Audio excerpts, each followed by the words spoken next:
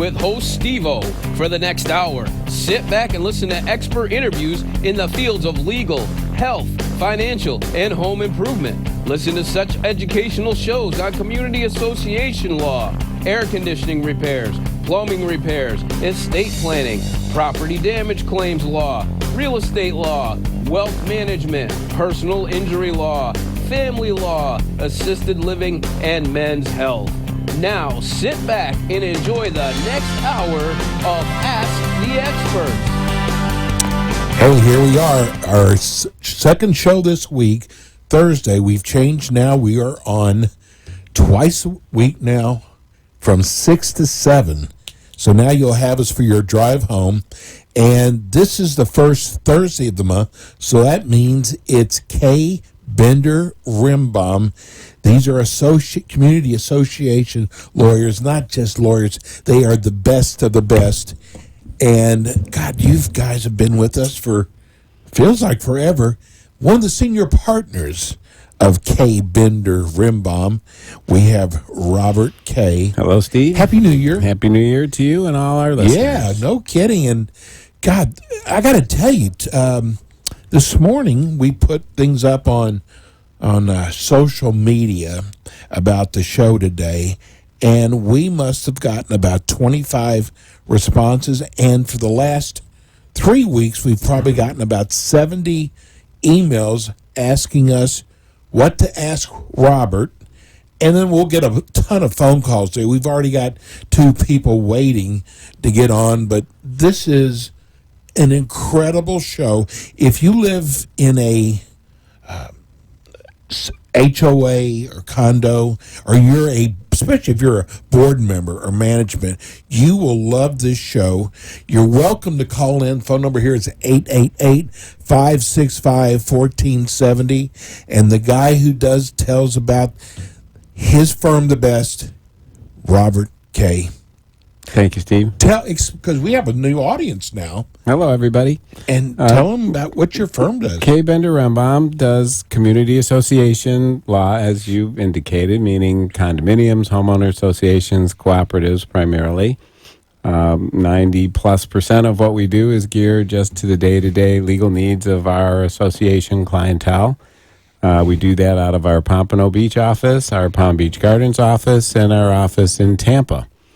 The types of matters that we are involved in are basically everything that associations face. So reviewing the covenants, providing advice to the board, opinions as to what they can or can't do under certain circumstances, dealing with issues of owner violations, dealing with unpaid assessments, dealing with contract negotiation, construction defect issues, complex litigation type issues. Across the board, everything they need. 24/7. Yeah, listen, if you've never been a board member, you probably don't realize all that goes on. There's so much. It's like running a big corporation. It is, and they usually have hundreds of thousands of dollars a year in their budget, some into the millions, and it's a big company. So it's important to have the proper guidance from experts, be it accounting, be it management, be it legal. These are important aspects in operating any association. I'm going to throw this in. You might have been president of a large corporation, and now you're on the board.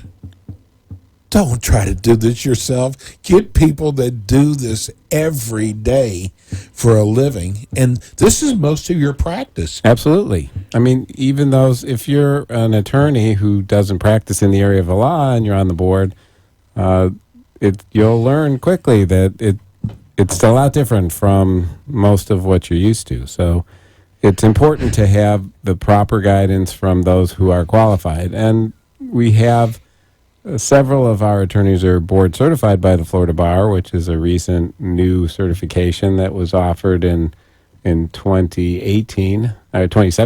I've been since 2017, and several of us joined. It was 2018, and then again in 2019 they added another group. So people know you do Dade, Broward, Palm Beach, Martin, and you're also in Tampa now too. We are. We pretty much cover almost all of Florida. You do. Listen, you can see our boards right now. We have some callers. Oh, we do. We have some callers. Let's go to Susan first. Oh, Hi, Susan first. hi. Hello, Susan. How are you? I'm doing well. How Good. about you? You have a question for Robert? I do. I have a couple questions about emotional support dogs. We've been waiting for those, haven't we? Yeah, right? Oh, my That comes gosh. up every once in a while. It does. Yes, right? Crazy. Anyway, my first question is, can we actually, as an association, institute rules for emotional support dogs, like as of weight and what breeds or that kind of stuff, or they have to be carried off the property or they have to this and that? You can have some rules that are addressing emotional support animals, but you cannot be as wide-ranging as what you've described. You cannot limit breed. You cannot limit most places that the dog can go. You cannot mandate the carrying aspect. Emotional support animals are not pets. They're treated under fair housing laws and are given special treatment well beyond what you consider logical and normal, but that is the state of the law. So if you're considering regulations on how emotional support animals are to be kept within your community, it's a good idea to make sure you have an attorney that is familiar with the area that can review them and advise you as to what you need to be doing or not doing within them. And I think that would keep you safe. Oh, I got you. Okay, yeah, because it's definitely a sensitive subject. Right, I got you. Okay, and does that animal need to be? If it's an emotional support animal, does it need to be with that owner all the time? I mean, No. Can they just leave it? It does not. I didn't think so. Okay, and then can anyone see any of the documentation? Because of course they have to submit certain documentation to have an emotional support dog. So is anyone privy to that information? That would fall under the exception under the official records that are open to the inspection by other owners being medical related. Those types of records are not something that other owners would have access to. They would not. Now, would all board members have access to it, or Board members could, yes. board members could have access? Okay, all access to But them, you but could not all also, owners. the board could restrict access as well if it chooses within itself to just certain members of the board or officers or committee members. That's Right. a decision the board can make. The board would have to make that decision. I got you. So in other words, we really can't really, the rules, it's kind of touchy of really putting institute. You can't put any kind of rule in there that it can't be a certain breed or a certain height or a certain weight or a certain, only have 3 legs or whatever it is. You can't. Unfortunately, the law is really weighted toward the disabled owner that needs the support, and you are allowed to prohibit animals that are nuisances, that are vicious, that are causing real problems within the community. But just because a breed might be does not mean you can prohibit that. And if you have gotcha. pet provisions in your documents with weight restrictions, that would not apply to an emotional support animal. Right. We have just for your information, we have a no pet policy, actually. And now we've got pups popping all over. Well, for many of our clients, we create a package of documents for use with emotional support animals on a flat fee basis where it contains the application form that if somebody is asking for permission to bring in an emotional support animal, for them to fill out what type of information is necessary to be provided by a qualified medical provider, and then some suggested rules that the board could consider for the use of the property by the individuals that have it that would keep you safe. I gotcha. Oh, okay. So that's a package that, because we do have some documentation that they have to, But then, you're up against it. They falsify that, and then, what can you do, right? I mean, how can you prove? How do you prove that someone, if you know it's false, but how can you prove that? You can't really. That is a difficult case to make, certainly, but yes. Not necessarily impossible. Just can be expensive. Yes, exactly. Right. You got that right, exactly, because to fight that. And then we can't force someone to carry a dog off the property or anything like that. Generally, no, but it depends on the circumstances that you're addressing. You can't do a blanket thing like that, but if there are certain areas that might qualify for either in a stroller or carry. I mean, it's hard to require someone to carry a 80-pound emotional support animal across the common elements. That might be problematic. Right, I got you. Okay, yep. So that's exactly what I thought, but I thought I would ask you guys. Thank you so sounds much. like you're on the right track. Thanks, Susan. Yeah. All right, thank you. Okay, we have a line open at 888-565-1470. If you want to jump in, let's go to our next caller, Cameron. Hi, guys. How we all doing tonight? Good, Cameron. How are you? Good. Thanks for holding. No problem at all. I just have a couple of quick questions for you. At our condo, we just have a couple of issues that we don't know how to deal with.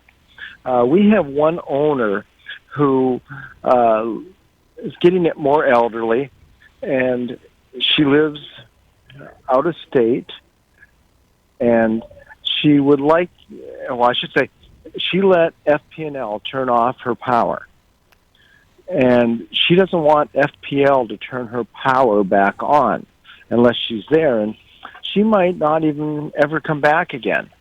And we're wondering if the board, if there's any way that we can have the right to contact FP&L and get the power turned back on, because we're just afraid that something might happen in the condo, a mold situation, something like that might have an effect on the whole association.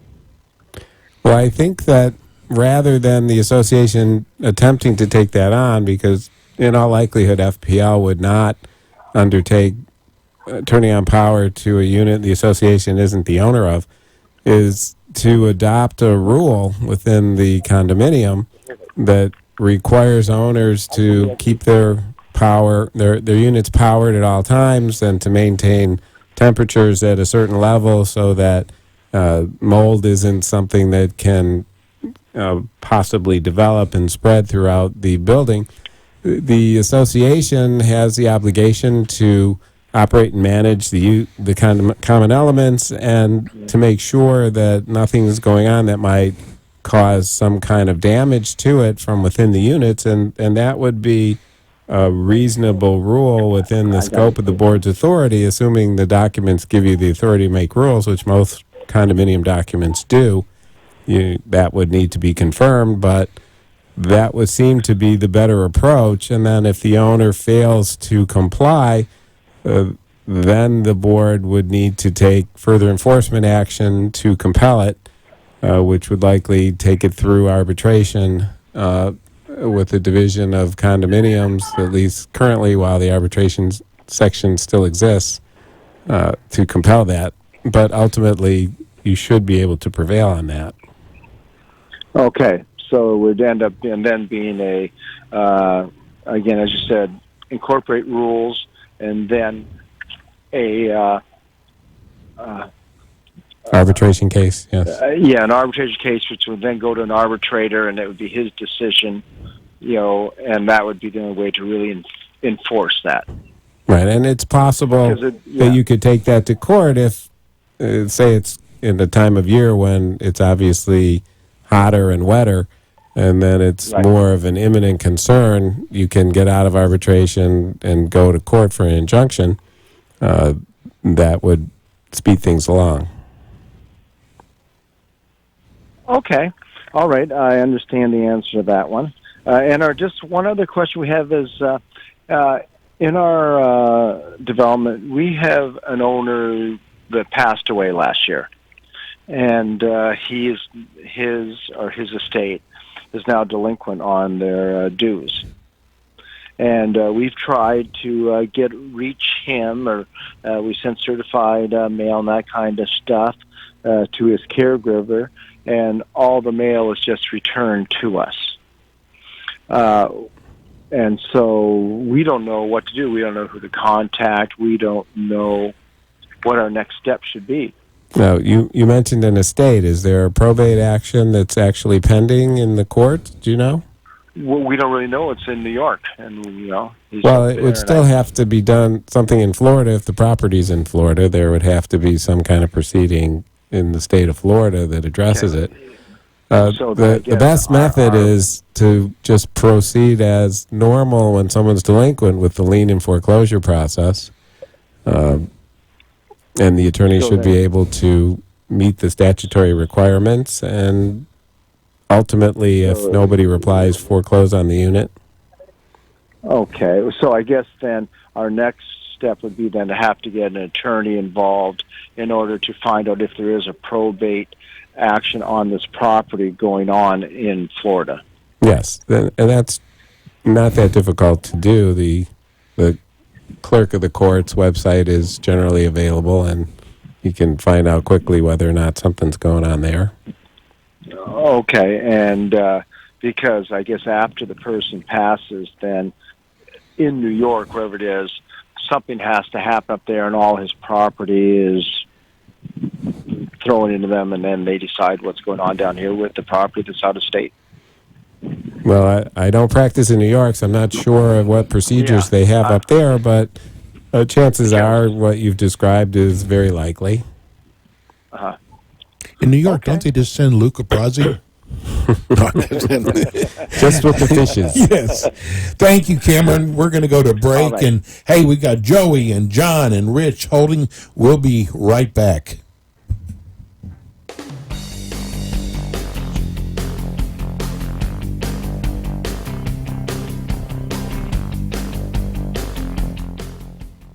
Is your community association looking for prompt, effective, cost-efficient, and understandable legal advice and services? You'll find that and more with K. Bender Rembaum, a full-service commercial law firm concentrating on the representation of more than 800 community associations throughout Florida. With offices in Broward and Palm Beach counties, K. Bender Rembaum assists clients in all matters of association representation, including but not limited to collection of assessments, contract negotiation, covenant review and amendment, covenant enforcement, and construction defect claims. Under the direction of attorneys Robert K., Michael Bender, and Jeffrey Rembaum, K. Bender Rembaum is dedicated to providing clients with an unparalleled level of personalized and professional service regardless of their size, and takes into account their individual needs and financial concerns. For more information, visit www.kbrlegal.com or call 954-928-0680.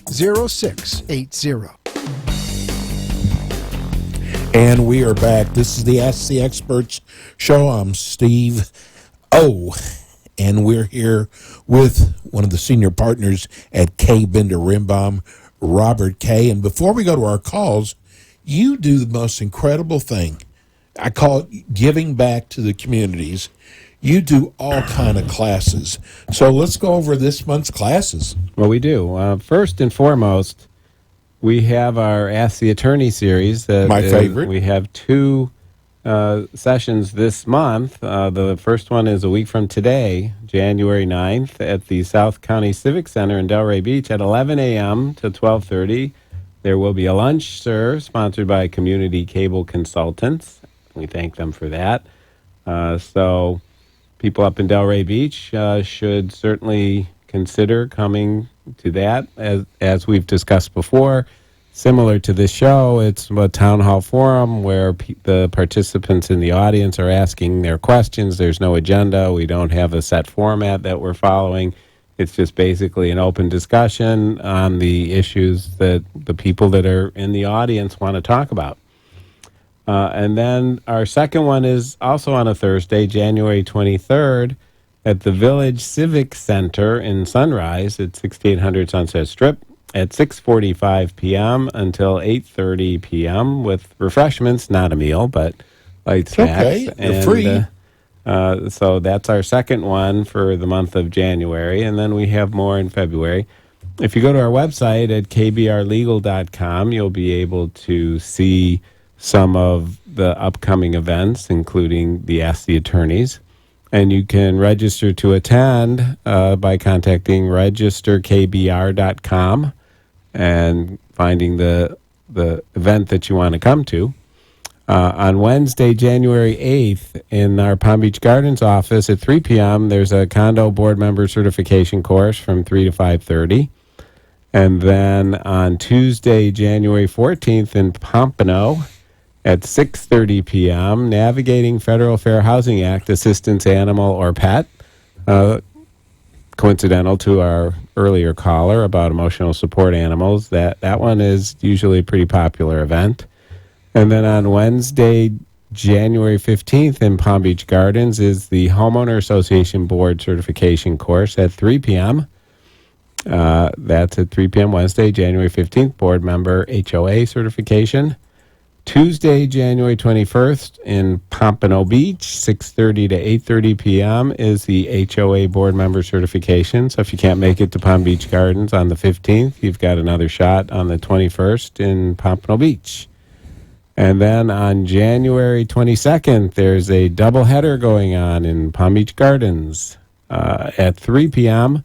The 2020 legal update, that's changes in the laws from 2019. Why they call it 2020 is because that's when we present it, but it's for changes in the laws from last year. That's from 3 o'clock to 5:30 p.m. And then at 6 o'clock, board member and officer liability insurance policies. You think you're covered? Think again. 6 o'clock in our Palm Beach Gardens office, 6 to 7:30 on January 22nd.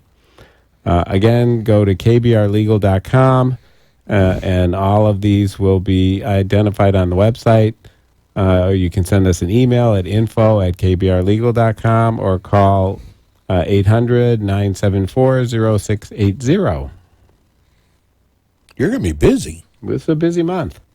Wow. So who's next on the phone? Let's go to our phones. Let's go to Joey. Hello, Joey. Joey Okay. still there? Joey. There he I'm is. on the air, I hope. Hello, Can you hear Joey. me? Hi, How are Joey. you? How are you? Hi, how are you doing? I How are you? recognize Good to that hear you. voice. Happy New Year. Happy New Year to you, too. Yep, absolutely. This is a great, this guy loves talk radio, and he's a really good I'm guy. a talk radio guy for sure. I'm a fanatic.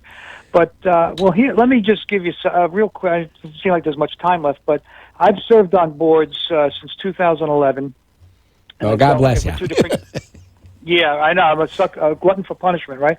But and also in 2 different communities, and I've dealt with 4 different management companies with that time. However, I am now on the other side of the fence. I am a resident of a condo association, not on the board, and I have issues with the board. Now, you sound like you represent associations. Typically, yes. But, typically, all right. But I have something that's pretty generic as far as law. We have some board members on this particular board that have been serving for 18 and 20 years.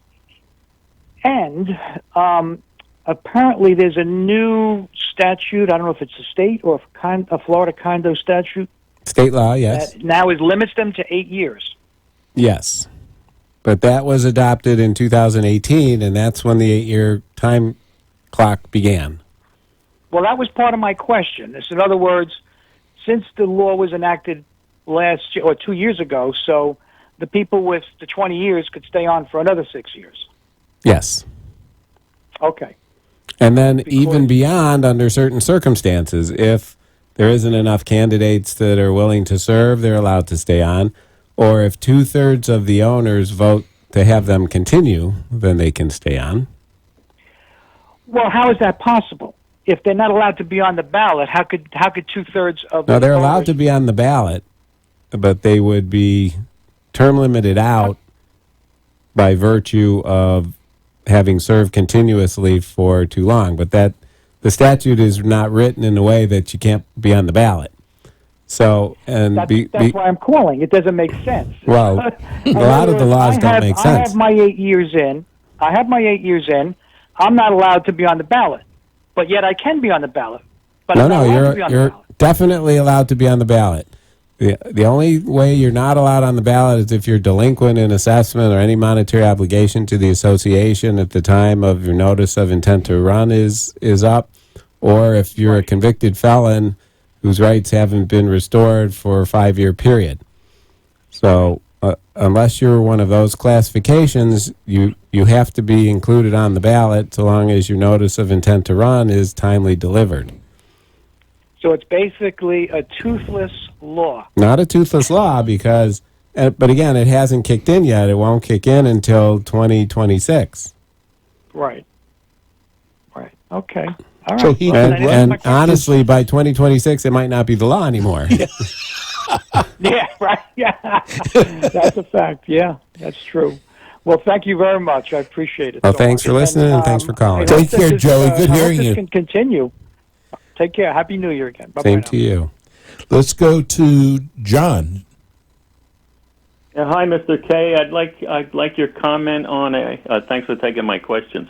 I just have two. Can you comment on a 7-member board that limits meetings to 3 board members to avoid posting a board meeting open to all unit owners? Well, if 3 board members are meeting, they're not having a board meeting, and they Right. cannot take any official action. So it's just basically them spending time together and discussing things, which they're allowed to do, but they cannot take any formal action that way. Is that It's legal, yes. no, not legal? Is that the? I'm getting ethical here and moral. Is that Well, something then you need they- a clergy. That's a good question. Maybe an attorney. I mean, a clergyman who's a condo attorney. Well, and I like your reference to The Godfather. The intent Yeah, that of was- the legislation is that when the board is taking action, they should be doing so in an open format. But there are ways within the law that they can get around that, but Yes. it's not encouraged. Right. Now, for So instance, action means that could mean a lot of things. yeah, well, the board can take action by a written resolution signed by 100% of the board members and never have a meeting. That's allowed under the law. Oh, I It's not encouraged in condominiums, but it's not something that would invalidate any action that they take. Then it becomes political within the community. Do you want a board who's operating in the shadows, or do you want one that's open and communicative to the unit owners? You know, that becomes more of a political issue than a legal one. and not even a moral. Okay, that makes sense. Okay, my next question is, thank you, as far as access to condominium records, are email lists Well, Accessible email by- addresses are included if the association has adopted a policy of using emails for official communication and owners have consented to that use. Oh, so they need to have do they need to have the policy in place, or can it just be a unit owner? Because we have a unit owner who's interested in the email list, trying to. It makes it a lot easier when you communicate with Of course with it does. unit owners. But But the is that something that would be accessible to a unit owner? only under the circumstances in which it is part of the official communication method of the association, and only for those owners who have consented to be part of that. Okay. So it's a little bit of a. Okay, it's a process. It's not a black and white slam dunk, but in all likelihood, if they're doing it, then you probably can. Right. That makes sense. Okay. Thanks for your comments. Oh, you're welcome. Thanks Thank for you. listening. Hey, we got to go to break. Rich, hold on there. When we come back, you're first up. Give everybody your phone number, Robert. You can reach us at 800-974-0680, and that can get you through to any of our offices, Pompano, Palm Beach Gardens, or Tampa. We're going to go to break. We'll be right back.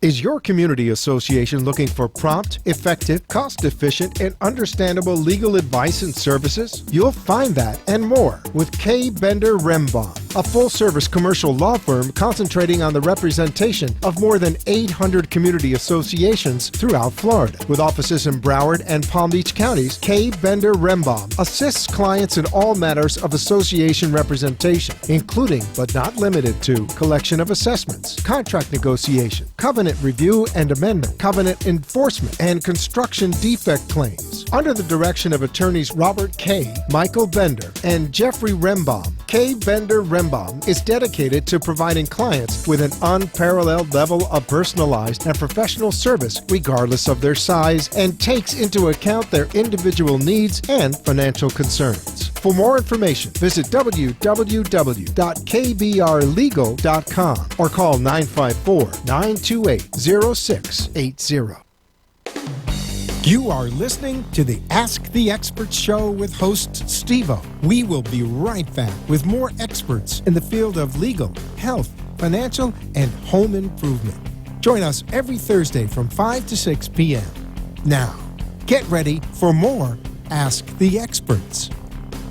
And we are back. This is the Ask the Expert Show. We are now on Mondays and Thursdays from 6 to 7, so we'll make your drive so much easier. This is the first Thursday of the month, so that means this is our community association show, K. Bender Rembaum. And I think we still got Rich is on the phone. Rich, are you still there? Yeah, I'm here, and I have a question.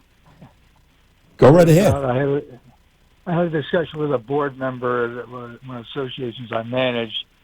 It's a 5-member board, and the board member feels that because it's a 5-member board, in order to pass or for the board to take action, they would need a majority of the board or 3 votes to pass anything. And I told them, I said, well, if you have a quorum of 3 at a particular meeting, then 2 would be the number that would officially pass any actions at the board at that meeting. What is your take on that? Well, I agree with you, Rich, that if you have a 5-member board, then it takes at least 3 to be present in order to have a quorum so that a meeting can be held. And then it's a majority of those present that would decide on any issues. So 2 of the 3 can pass whatever resolution the board is considering at that meeting. Okay. And I had another question. We had we did an insurance claim. We had an owner that we had a break in a sewer pipe that was inside his unit, went through a wall. And the owner did not have insurance, but we agreed there was a lot of damage. There was a lot of mold damage. Now, mold is not covered under the association policy, but we did offer to replace all the drywall that was damaged and had stains on it. And the owner is claiming, well, what about the mold issues? He had his own independent mold test done and said there were some dangerous readings. And our insurance just doesn't, the association insurance just doesn't cover mold. No, it typically doesn't. So to resolve this issue without a lawsuit. Well, where is the mold? Do you know? Well, what we did, we already went ahead. We got we did a claim, and we replaced all the damaged drywall, the whatever was wet, and had mold on it. And it came from it was in a laundry room. It was basically laundry, bathroom, and a closet that were damaged. So we took care of the association obligation of the wall board. Well, it sounds like there may be the possibility that some of the mold got into the area behind the wall between the units in the common element area there. And if that is the case, that could be the association's responsibility to remediate and eliminate, even without there being any insurance proceeds, as a common expense of the association to protect the common elements and other units from further spread. Right. All right. Well, yeah, we in other words, the wall board that was damaged and it went through the bathroom and closet, that was all replaced. But well, I think you need to get a little more information. You need to get a little more information as to where the mold may be. If it's within the unit, then that's the unit owner's responsibility. Sorry? Right. It's all within the unit. So if none of it's behind the drywall, then that's going to be the unit owner's responsibility. Right. Right. Okay. We're just... Thank you for your advice, and we'll deal with it. Very good. Thanks, Good John. luck. Thank you. Hey, we've got a few lines open here at 888-565-1470, especially if you're a board member or a management company and you have a question for Robert. Give us a call. Again, it's 888-565-1470. And you want to talk about your schedule again? Well, sure. Now that we have a moment or two, we can be a little more leisurely about it. As we discussed a little earlier in the show, the firm provides education services to the public at no charge. And we have two different ways that we go about it, maybe more than two, but two that we're going to talk about today. One is that we have seminars within our offices, in our Pompano Beach office and our Palm Beach Gardens office. There are several seminars scheduled in the month of January, and I'm going to talk about those in a second. And the other method is we have what we call our road show, which is the Ask the Attorney meetings out and about in various places around the Tri-County area. First one that we've got is coming up on next Thursday, January the 9th. And the Ask the Attorneys are without a specific agenda. It's a town hall format, and whatever we go over at these meetings are what the people in the audience want to talk about. It's open questions coming from the floor, discussions on the questions. Oftentimes, others within the audience will have similar situations or experiences that are along the same lines, and they interject, and we have discussions on that as well. It's not just a straight lecture. If you come in with 2 or 3 questions, you're going to end up with 5 more. Well, maybe. But Thursday, January the 9th, we have our first one in January at 11 a.m. at the South County Civic Center in Delray Beach at 16700 Jog Road. It's a good idea to register for all of these in advance, and you can do that by going to registerkbr.com or call the office at 800-974-0680.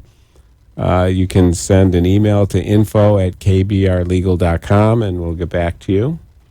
The second Ask the Attorney for the month of January will be on Thursday, January 23rd, at 6:45 p.m. In Sunrise at the Village Civic Center at 6800 Sunset Strip at 6:45 to 8:30. The one in Delray Beach next week will be serving lunch and is sponsored by Community Cable Consultants on that, and we thank them for that. And it's nice lunch. It's been 2 J's in the past. Maybe it will be again. And in the in-office seminars that are coming up, the first one is next Wednesday, January 8th at 3 p.m. in Palm Beach Gardens, which is at 9121 North Military Trail, Suite 200. It's the Condominium Board Member Certification course. Then on January the 14th in Pompano Beach, which is at 1200 Park Central Boulevard South, is Navigating Federal Fair Housing Act, Assistance Animal or Pet. So that's from 6:30 to 7:30, 1 hour discussion about the ins and outs of emotional support animal issues, and as well as other types of fair housing type concerns. It's always a very interesting one to go about. Then on Wednesday, January 15th, in Palm Beach Gardens at 3 o'clock to 5:30 is the homeowner board member certification course. And then on January the 21st in Pompano Beach at 6:30 p.m. to 8:30 p.m., we will again be having a homeowner board member certification course. And then on January the 22nd, we have 2 seminars going on in Palm Beach Gardens. At 3 o'clock in the afternoon is the 2020 legal update. And then at 6 o'clock p.m. is board member and officer liability insurance policies. You think you're covered? Think again. That's a good presentation on issues of insurance for board members, which is very important in operating associations. 6 o'clock to 7:30 p.m. That's what we've got for January. There's more to come in February, but we can talk about that next month. Give the phone number again, too. 800-974-0680. Or you can go to kbrlegal.com and look for events. Or you can make reservations because they get filled up. Space is limited. We have more space in the Ask the Attorneys. We can hold 100 or more in most of these venues that we're going to. Palm Beach Gardens a little tighter, so be sure to RSVP to that if you want to come. And Pompano Beach, certainly we can hold about 50, 55, so they do fill up. They do. It's a good idea to register. Hey, let's go to Jack since he's been holding. Hi, Jack. Before my question, I just want to say if anybody out there listening has never taken one of the courses from KBR, make sure you do it because it takes stuff that is typically not the most entertaining stuff in the world with regards to, entertainment factor, and they make it entertaining. I just wanted to throw that out there. Y'all do a great job. That's nice. Thank you, Jack. And the question is, you're welcome. When it comes to that dreaded kickback word, is a vendor allowed to sponsor a community association on-property event? And give me an example of what you mean by All right. why you think it might fall into the kickback range. Well, that's what I'm confused about. Let's say a community is having a pool party with a DJ and they're serving refreshments for a holiday, for 4th of July. And they seek out sponsorships to help cover the cost of the event. Is that okay? Like, since the monies are going to the event and everybody in the community is invited, is that legit? Is that okay to do? Are they going to get in trouble? In my experience, yes, that is okay. As long as there's nobody getting any personal benefit from it, it's just a check that goes to cover the costs involved in providing whatever recreational event is going on. That's never been an issue. Okay. Just wanted to be sure. And the other question, I did have another question. I lied. Confused a little bit about the association website issue as it relates to what must be functional for the visually impaired. Is it only if you're selling property on the website? Is that how is it? Can you clarify that? That's something that's relatively recently been a thing. Within the state of Florida, there's some companies that make their living by testing various entities and for fair housing type issues, then sending a demand letter and a lawsuit potential and basically extorting money from associations for unintentional violations. And the one that most recently has been received throughout the state involves websites that are out there because the statute requires associations with more than 150 units to have them that aren't accessible by visually impaired individuals. And You are correct in what you say that really applies in the sale of real property. At least that's the opinion that's out there. There hasn't been any test case yet because it's so new. But some have been settling. It's my understanding that the technology to make the websites compliant on this issue is relatively inexpensive and not that complicated to put into place. Correct, so yeah. it is something that associations should look into just to avoid getting sucked into this type of a situation. Okay, it's good to know. Thanks for clarifying. Sure. Good job, as usual. Great show. Hey, thanks for listening. Good call, Thanks for Jack. calling. Call back.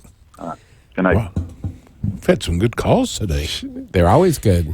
Let's go to. We got to go to break. Quick break, and Yeah. then We'll maybe come get back. one or Maybe two we'll more. get some of these texts and emails we got. in. Maybe. We'll be right back.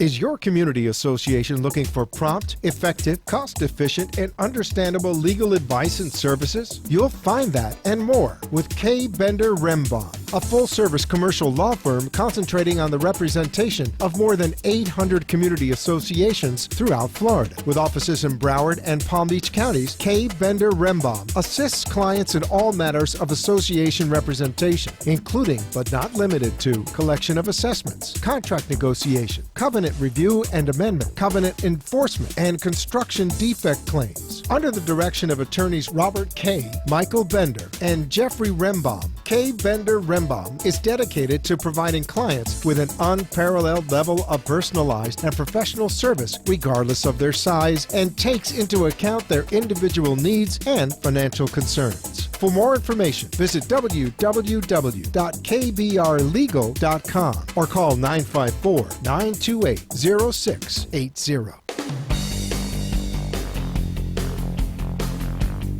Attention. So we're back here. This is the last 9 minutes of Ask the Experts. Today's first Thursday of the month, so that means it's K. Bender Rimbaum. We're here with Robert K. answering your questions.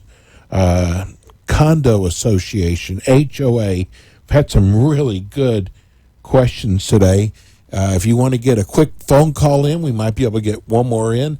888-565-1470. We get so much mail now for this show, and I was just asking Robert, because we got so many people asking the same question about a real estate agent.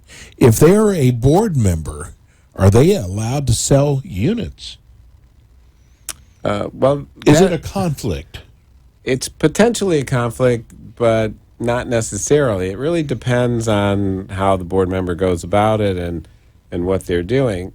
What is a problem is if the board member uses information that only the board member has privy to because he's on the board, or as a board member somehow refers business to himself that should be more generally available, that could be a potential problem.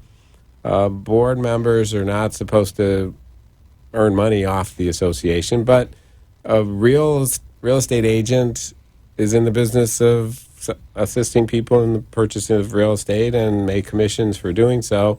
And the fact that they're a board member doesn't make it a conflict because they're doing it within the same community. As long as they're keeping it separate, making full disclosure of what they're doing to the rest of the board, that generally would be okay. But you got to be careful.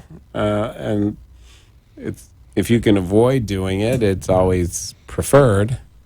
But if there's ever a question, you should certainly run it by the association council for the specific facts of the situation to determine whether or not there's a real issue.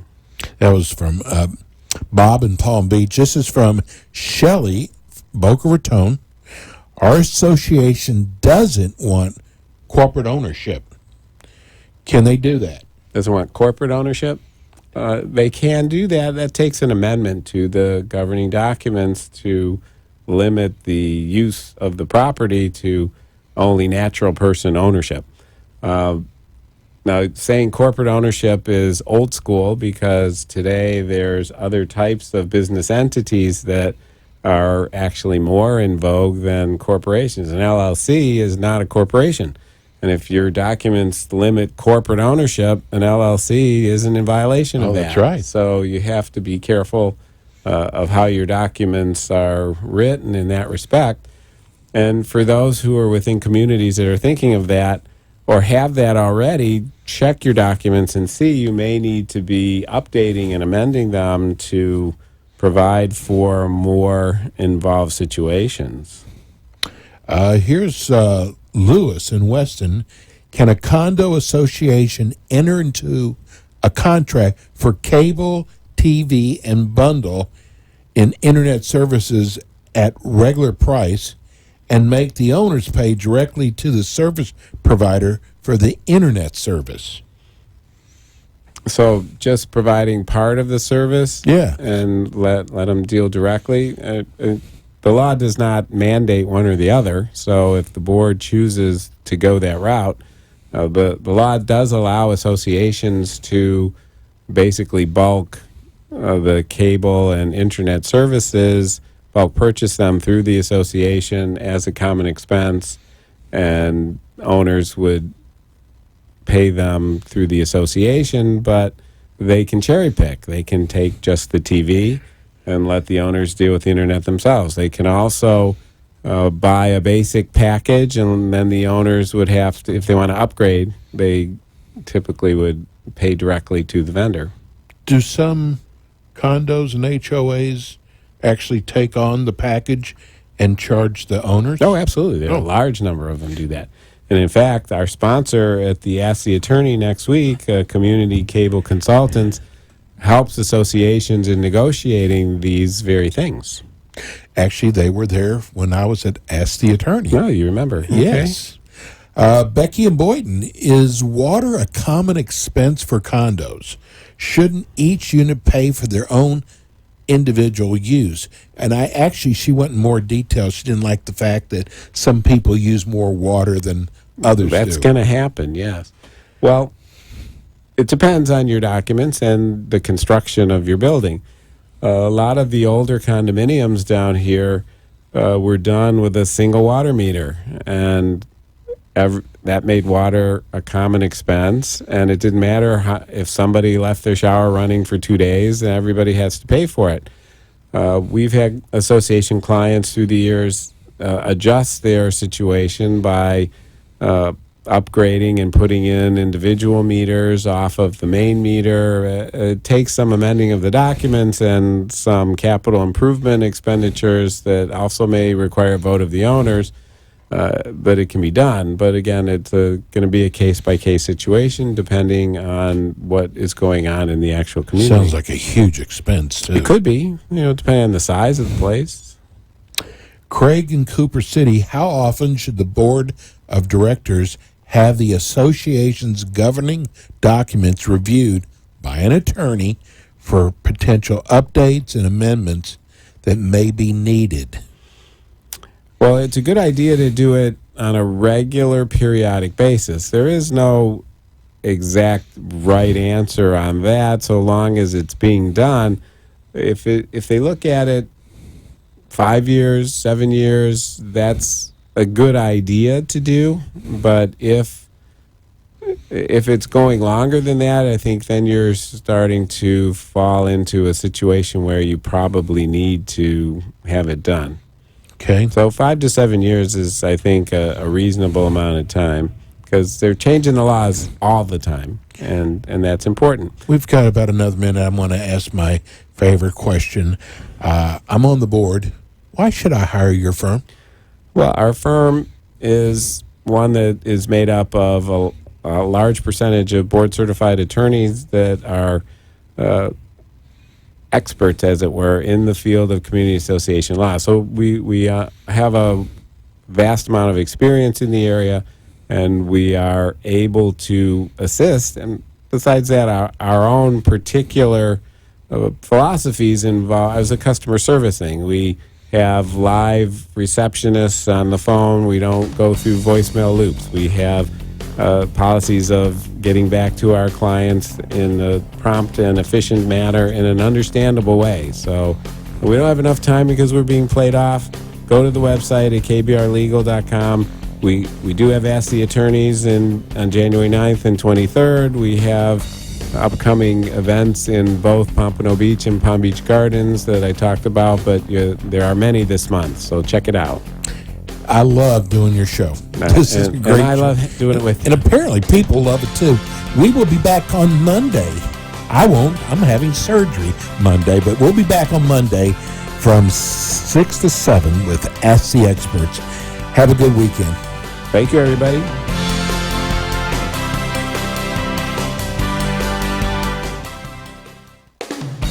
Thanks for listening to the Ask the Expert Show, featuring interviews with local experts in the fields of legal, health, financial, and home improvement.